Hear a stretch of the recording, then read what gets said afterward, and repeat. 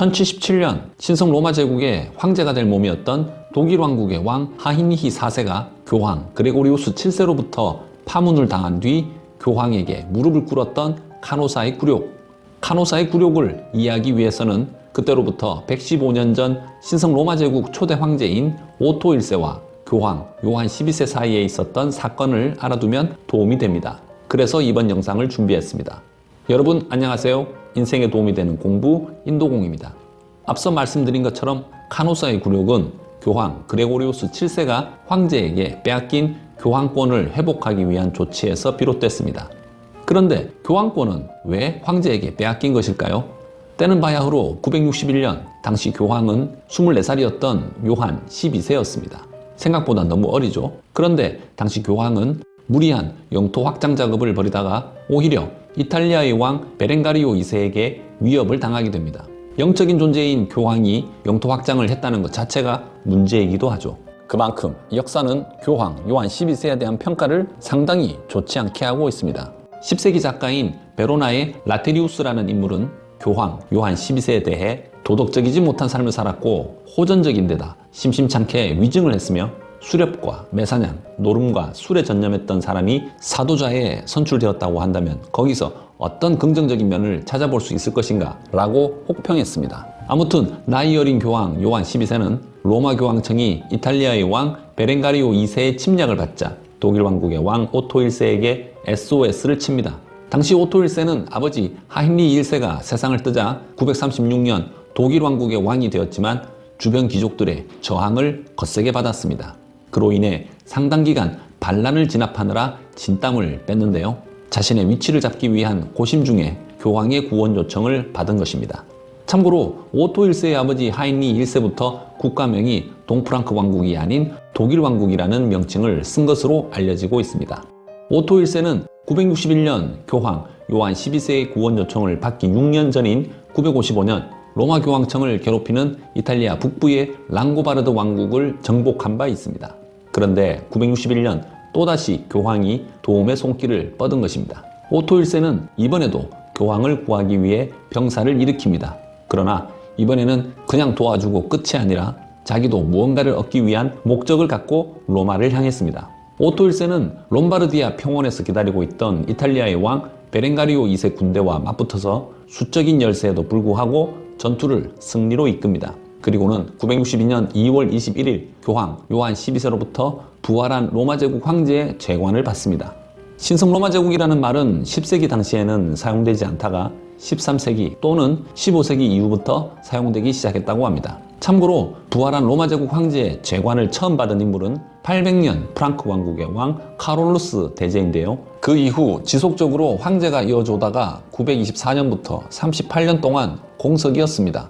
로마 교황청은 38년간의 황제 공석 기간을 지나서 드디어 또다시 든든한 비호 세력을 얻게 된 것입니다. 하지만 황제가 된 오토 1세는 교황을 위험에서 구해준 대가로 교황청의 세속에 대한 권한을 인정하면서도 교황 선출에 대한 인준 권한을 가져갑니다. 앞서서 오토 1세는 아버지 하인리히 1세가 세운 작센 왕조 초기 귀족들의 착취로 피폐해진 교회와 수도원을 귀족들의 침략으로부터 막아낸 바 있습니다. 그러면서 잃어버린 교회의 토지를 되찾게 했으며 그의 자제들과 가신들을 교회 주교 및 대수도원장 등 고위 성직자로 취임시켜 국왕의 지방과 교회를 결합시킨 상태였는데요.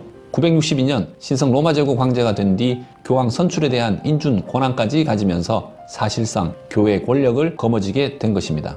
참고로 주교를 임명하는 권한이 바로 서임권입니다.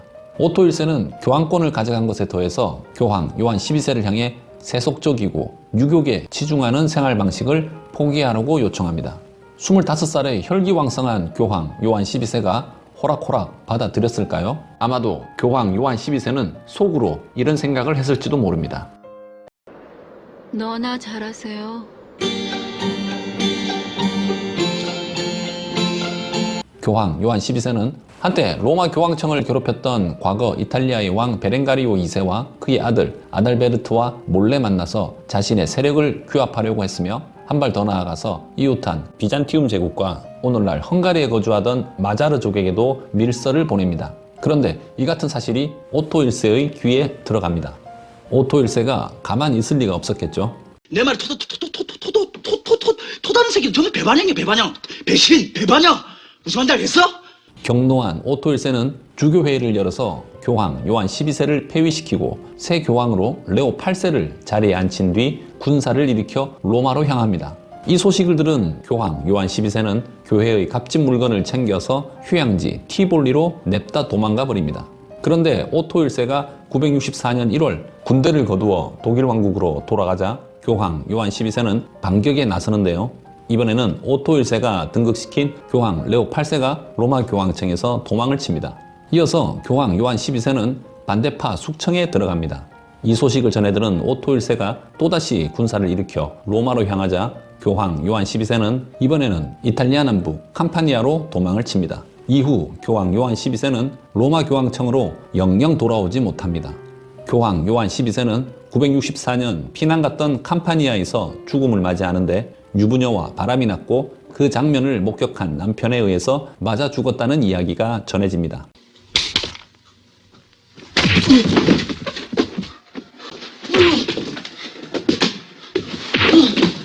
어찌되었든 어린 나이에 능력이 없는 교황이 그의 아버지에 의해 억지로 교황이 되었다가 교황의 이름에 먹칠을 한 것도 모자라 교황의 권한을 황제에게 빼앗기고 만 것입니다.